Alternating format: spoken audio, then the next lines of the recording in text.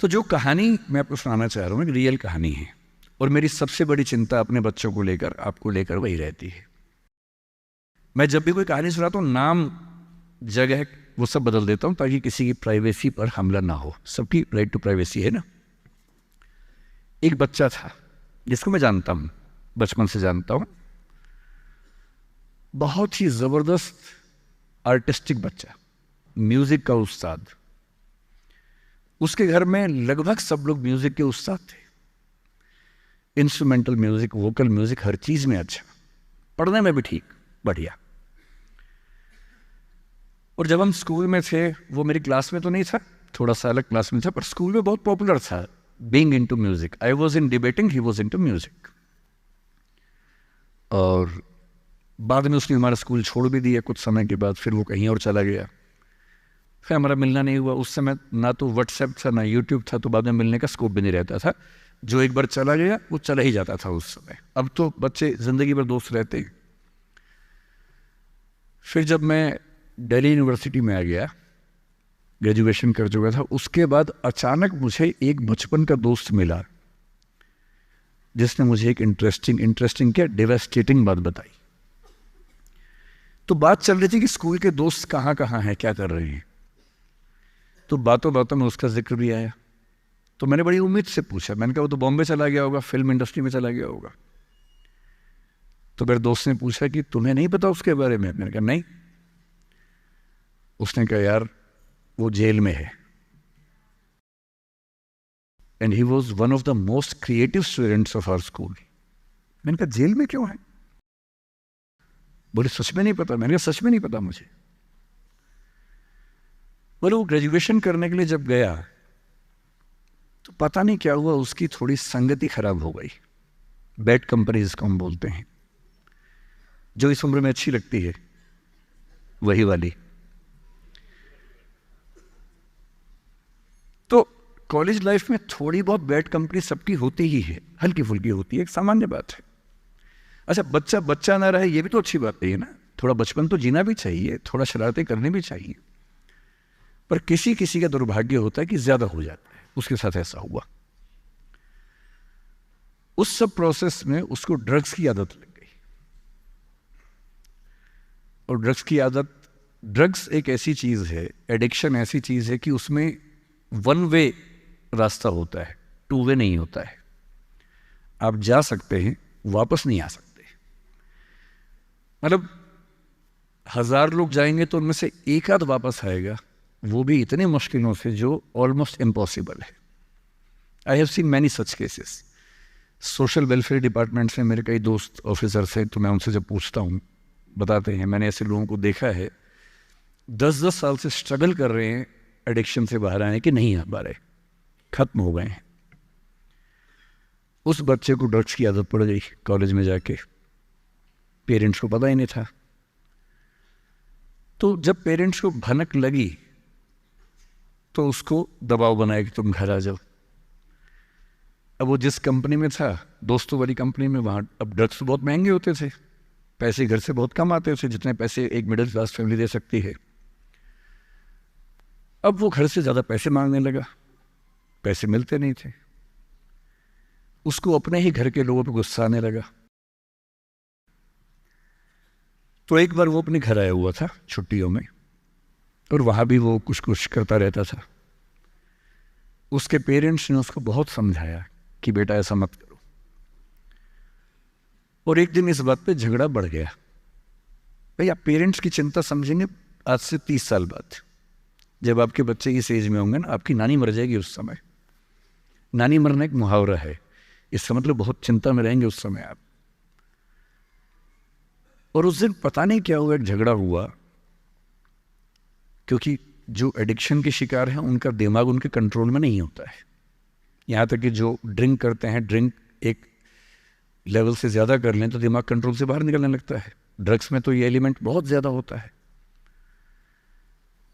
और आधी रात को उसने क्या किया, उसने अपनी फैमिली के 5 लोगों का मर्डर कर दिया। मर्डर। उसने खाने में जहर मिलाया, लगभग सब लोग उससे मर गए। एक मेंबर नहीं मरा क्योंकि उसने खाना खाया नहीं उस दिन, तो उसको उसने अलग से मारा। और ये बात है जब उसकी उम्र लगभग 17-18 साल की थी या 19 के आसपास रहा होगा। उसके बाद वो जेल गया। मुझे उसके बाद से पता ही नहीं कि क्या हुआ, फांसी हुई या उम्र कैद हुई या क्या हुआ, ना तो मुझे पता है ना मैं इंटरेस्टेड हूँ जानने में। मैं उसका नाम हम सब जानता हूँ, एंड 1-2 क्लास स्कूल में ऐसी थी कि वो हम आसपास थे, जानते थे, पहचानते थे एक दूसरे को।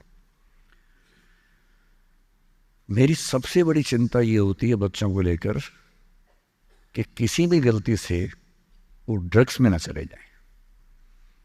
आप सबसे रिक्वेस्ट कर रहा हूँ हाथ जोड़ के, कुछ भी कर लेना, ये मत करना।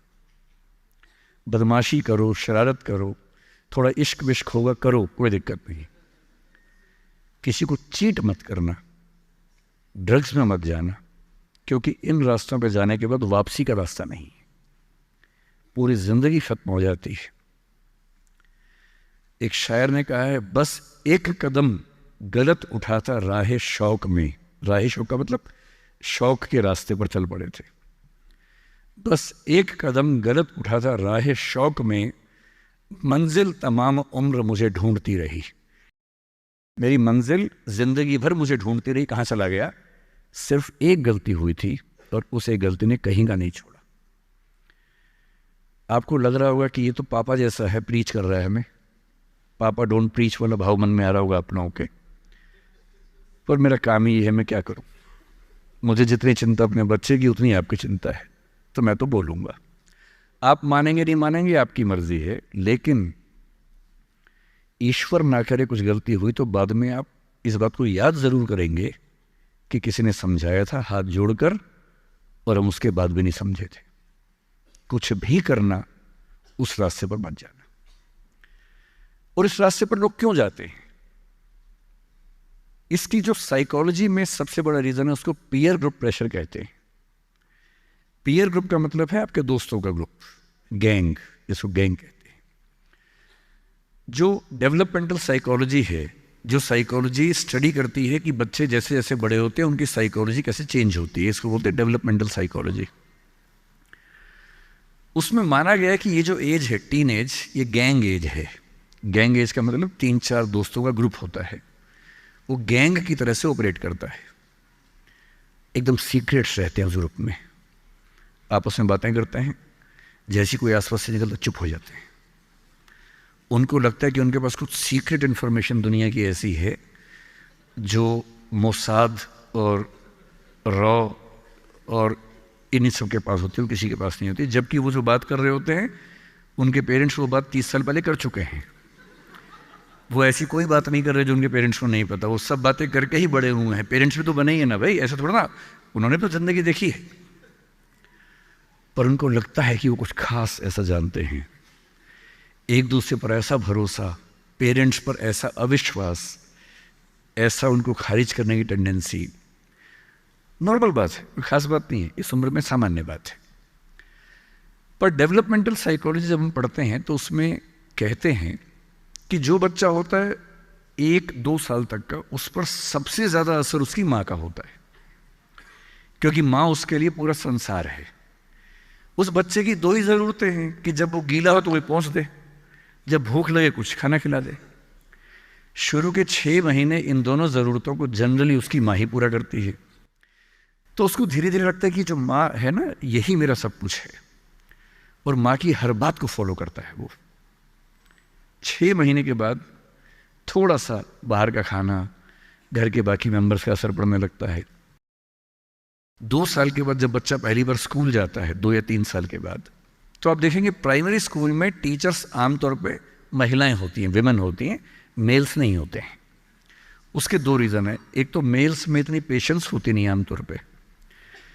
अपना ही बच्चा हो तो 2 मिनट के लिए चिकोटी काटना, प्यार करना ठीक है, 2 मिनट के बाद नहीं झेल पाते वो। और बच्चा अगर रोने लगे, उनके चश्मा उतार के मारे, थप्पड़ मार दे, मूंछ खींच ले, इरिटेट हो जाते हैं। 5 मिनट के बाद तो बच्चा पिटता ही पिटता है अपने बाप के हाथों। इसलिए बच्चे भी बाप के पास कम जाना पसंद करते हैं, जाते हैं 1-2 मिनट के लिए फिर भाग आते हैं वहाँ से। इनको पता है कि ये जो ब्रेक इवन होने वाला टाइम आ गया है, अब इस टाइम पे निकल जाना चाहिए। मदर्स में बायोलॉजिकली भी और कल्चरली सोशली भी ये वैल्यू ज़्यादा डेवलप हो जाती है कि वो झेल लेती हैं उस बच्चे की परेशानियों को। बच्चे बहुत परेशान करते हैं। अगर आप मुझसे पूछें इस दुनिया में सबसे मुश्किल काम क्या है, सबसे मुश्किल है बच्चे को पालना। इससे मुश्किल कोई काम नहीं है। छठी का दूध याद दिला देते हैं बच्चे। बच्चे को पालने से मुश्किल दुनिया का कोई काम नहीं है, और वो काम जनरली हमारे घरों में मदर्स करती है, जिनका इतिहास में नाम नहीं लिखा जाता, जबकि सबसे महत्वपूर्ण काम घर के अंदर वो कर रही हैं। इस बात की बहुत वैल्यू है। कई जगह पेरेंट्स मतलब फादर्स भी कर रहे हैं कुछ हद तक, लेकिन जनरली दुनिया में ज़्यादा ये काम अभी तक महिलाओं के हाथ में ज़्यादा है। जब बच्चा स्कूल जाता है तो स्कूल जाने के बाद आप देखेंगे जो लेडी टीचर होती है, जिसको बच्चा प्यार से मैम कहता है, मैम, ऐसे बच्चे के लिए मैम दूसरा भगवान होता है मम्मी के बाद। कुछ समय के बाद भगवान नंबर 1 मैम हो जाती है, भगवान नंबर 2 मम्मी हो जाती है। और अगर मैम ने कुछ कहा है और मम्मी कह रही गलत है, तो बच्चा घूर के देखता है कि तुम बताओगी मुझे, वो भगवान है वो तो मेरी। तो बच्चे को मैम पे भगवान जैसा भरोसा होता है। फिर जब वो बड़ा होने लगता है 10, 11, 12, 13 साल का, 13 की एज आते आते बच्चों में जो बायोलॉजिकल चेंजेस होने शुरू होते हैं, बड़े परेशान होते हैं, पशुपेश में होते हैं कि ये क्या हमारे साथ हो रहा है, हमारी ज़िंदगी चेंज हो रही है। अचानक उनको ऐसा लगने लगता है।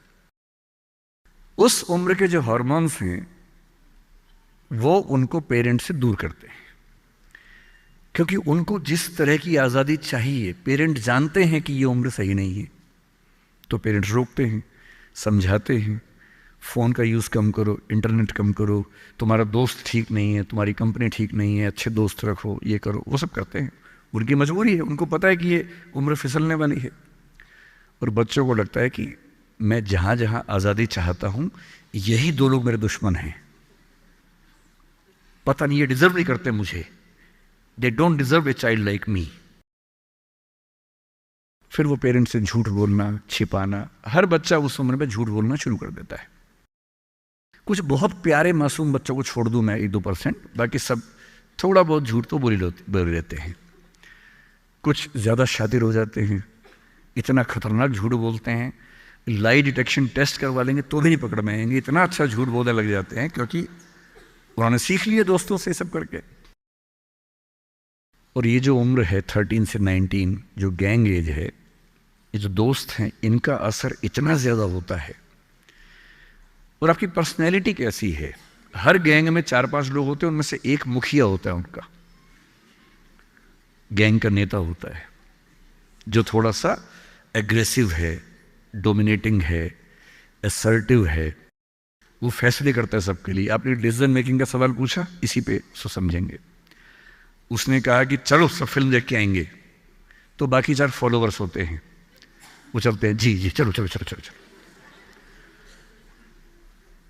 इन सबका सेल्फ रिस्पेक्ट का लेवल अलग अलग है। जो नेता है उसमें सेल्फ रिस्पेक्ट बहुत ज़्यादा है, इतनी ज़्यादा है कि वो दूसरों की सेल्फ रिस्पेक्ट की धज्जियाँ उड़ा देता है।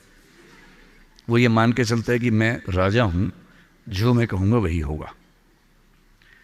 और जो बाकी 4 भेड़ बकरियाँ हैं, जिनमें कॉन्फिडेंस की कमी है, असर्टिव नहीं हैं, सबमिसिव हैं, दब्बू हैं, डरपोक हैं, वो बेचारे उसकी बात को फॉलो करते हैं। और ये जो 4 हैं ना, इन पे खतरा बहुत ज़्यादा है, क्योंकि जो नेता है वो पहले से बिगड़ा हुआ है, वो हैबिचुअल है कई चीज़ों का, और वो इन 4 को बोलता है आज हम सब ड्रग्स ट्राई करेंगे। पूछ नहीं रहा है, बता रहा है। अब इन 4 में से एक के मन में है कि ना करूं, मम्मी ने उसको 1000 बार समझाएगी बेटा ये मत करना, वो बेचारा बोल ही नहीं पा रहा, घबराहट हो रही है उसको। बड़ी मुश्किल से मिमियाते हुए एक वाक्य उसने बोला। मिमियाना मतलब बिल्ली की तरह से बोलना, कैट की तरह से बोलना। उसने कहा यार मम्मी ने कहा था ठीक नहीं होता है। अब उसके बाद जोर से ठाका मार गया, ये देखो मम्मी का बच्चा, ये देखो मम्मी का बच्चा, इसको दुद्धू पिलाओ इसको, बच्चा है ये तो बड़ा ही नहीं हुआ, ये तो मर्द ही नहीं बना अब तक। हम तो मर्द हैं, हम तो बड़े हैं, हम तो ग्रोन अप हैं। इस बच्चे की सेल्फ एस्टीम, सेल्फ रिस्पेक्ट इतनी कम है कि डर जाएगा, एकदम घबरा जाएगा। 3 लोग बोलेंगे अरे कुछ नहीं होता, अरे कुछ नहीं होता, आजा आजा आजा आजा, अरे कुछ नहीं होता, कर ले ट्राई, हम भी तो कर रहे हैं, कर ले ट्राई। और इसी प्रेशर में ये बच्चा पहली बार ऐसी गलती करेगा। और मैंने पहले ही कहा कि रास्ता एक तरफा है, वापसी का रास्ता नहीं। इस प्रेशर को बोलते हैं पीयर ग्रुप प्रेशर, दोस्तों का प्रेशर। मैं अपने बच्चे को केवल एक बात सिखाता हूं, बाकी पढ़ाई लिखाई तो मुझे पता है ज़िंदगी में जब कोई करना चाहेगा कर ही लेगा। इंटरनेट की दुनिया में, गूगल की दुनिया में, अब क्या मतलब मैं क्या पढ़ा दूंगा आपको, टीचर क्या पढ़ा लेंगे, सब गूगल पे उपलब्ध है, सब ऑनलाइन अवेलेबल है। जो टीचर बनना चाह रहे हैं समझ लें, अब टीचर का काम नॉलेज देना नहीं है, नॉलेज आपसे ज़्यादा, आपसे बेहतर गूगल पे है। अब आपका काम उससे ज़्यादा बड़ा है। क्या है अभी डिस्कस करेंगे। मैं केवल एक बात पे फोकस करता हूं कि मेरे बच्चे या आप लोग पीयर ग्रुप प्रेशर से बच सके। मैं खुद बचा था, अच्छे से बचा था, मेरे पेरेंट्स की भूमिका थी। मैं जिस हॉस्टल में रहा उस हॉस्टल में लगभग सब ड्रिंक करते थे कॉलेज के दिनों में, मैं नहीं करता था। मुझे कभी ज़रूरत ही नहीं लगी उस चीज़ की, तो नहीं लगी तो नहीं किया। अच्छी बात सिर्फ इतनी है, मैं ये नहीं कह रहा कि ड्रिंक करना अच्छी बात है कि बुरी बात है, वो तो इंडिविजुअल फैसला हर किसी का है, लेकिन मैच्योर होने के बाद, बचपन में नहीं। मैं सिर्फ ये कहना चाह रहा हूँ कि अगर 4 लोग मुझ पर दबाव डालें और मैं उनके दबाव में आ जाऊँ, ये ठीक नहीं। मुझे ध्यान है कि हमारे हॉस्टल की नाइट चलती थी, फ्राइडे की रात है, वार्डन साहब छुट्टी पे हैं, 10-12 लोग एक कमरे में बैठे हैं, शराब की बोतल खोल ली है या बियर जो भी है, सबका मन है पीने का। वो मतलब एडल्ट्स हैं, 18+ के थे, वो शायद लीगली अलाउड होगा उनके लिए, मुझे नहीं पता। और जो लोग नहीं पीना चाहते उनको दबाव बना रहे हैं कि आ पी के दिखा, तू मर्द है तो पी के दिखा, बड़ा हो गया तो पी के दिखा। जब भी कोई ऐसा दबाव बनाए ना, इतना भी दबाव में नहीं आना है। जैसे कोई बोले बड़ा है तो पी के दिखा, आपको बोलना है मैं इसको पिए बिना ही बड़ा हूं। मर्द है तो पी के दिखा, मैं इसको पिए बिना ही मर्द रहता हूं। तुम इसको पी के मर्द बनते हो, हम ऐसे ही मर्द हैं भाई। दोस्त नहीं है क्या हमारा, तो क्या बोलना है, अगर तुम्हारी दोस्ती के लिए मुझे पीनी पड़ेगी शराब, तो मेरी दोस्ती के लिए तुम छोड़ क्यों नहीं सकते? अजीब बात है भाई। दोस्त, क्या मैं ही तुम्हारा दोस्त हूं, तुम मेरे दोस्त नहीं हो? तुम्हारी दोस्ती के लिए मैं ड्रग्स लेना शुरू कर दूं और मेरी दोस्ती के लिए तुम छोड़ नहीं सकते? अगर तुम छोड़ नहीं सकते तो मैं ले नहीं सकता। और दोस्ती अपनी जगह है, हमेशा ध्यान रखना। भूल के भी कभी कोई ऐसी डिमांड मत करना जो दोस्ती की हदों से ज़्यादा जाती हो। मैं साफ कह रहा हूं, मैं ड्रग्स के रास्ते पर नहीं जाऊंगा, ये काम मैं नहीं करूंगा। मुझसे दोस्ती रखनी है, इन शर्तों के साथ रखो। मैं किसी दबाव में ना आया हूं, ना आऊंगा। इसको बोलते हैं असर्टिवनेस। अपनी शर्तों पे जीऊंगा, किसी के दबाव में नहीं जीऊंगा। जो गलत है गलत है, नहीं करना है तो नहीं करना है। एक शायर ने बड़ी अच्छी बात कही इश्क के बारे में, लेकिन यहाँ अप्लाई होती है। उसने कहा, वो नहीं मेरा सही, उससे मोहब्बत है तो है। भाई किसी से मोहब्बत है, नहीं हो पाया मेरा, कोई बात नहीं। वो नहीं मेरा मगर उससे मोहब्बत है तो है। अब ये रस्मों और रिवाजों से बगावत है तो है। अगर मैंने एक सही बात कह दी और वो रस्म रिवाज के खिलाफ है तो है, मैं क्यों डरूंगा? जो मुझे ठीक लगा, अपने ईमान के मुताबिक लगा, मैंने कहा वो मैं करूंगा। तो जो बात मुझे अपनी ओर से शुरुआत में कहनी थी मैंने आपसे कही है। और मेरा ख्याल है कि अगर आप सब बच्चों में से एक बच्चा भी मेरी बात सुन के गलत रास्ते पे जाने से रुक गया तो मेरा सिक्किम आना धन्य हो गया। मैं उसमें बहुत खुश हूँ, उससे ज़्यादा मुझे